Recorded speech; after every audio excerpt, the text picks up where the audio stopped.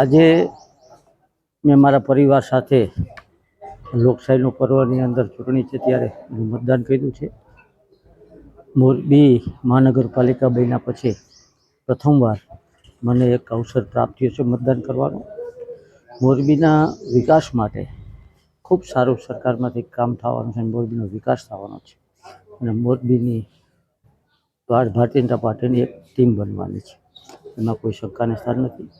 અને દેશના વડાપ્રધાન નરેન્દ્રભાઈ મોદી સાહેબ, ગુજરાતના મુખ્યમંત્રી ભૂપેન્દ્રભાઈ પટેલના એક વિકાસની રાજનીતિ તરફ ચાલીને આજે અમે ચૂંટણીમાં મતદાન કર્યું છે.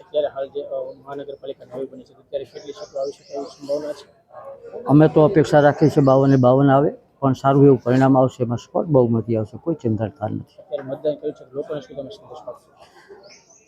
આજે જે દેશની અંદર અને ગુજરાતની અંદર જે વિકાસ થઈ રહ્યો છે એ રીતે મોરબીના વિકાસ માટે આપ સૌ લોકો એક મતદાન કરી અને આપણું પવિત્ર ફરજ બજાવો અને વિકાસની રાજનીતિ કરતા પક્ષને આપણે સ્પોટ બહુમતી આપીએ.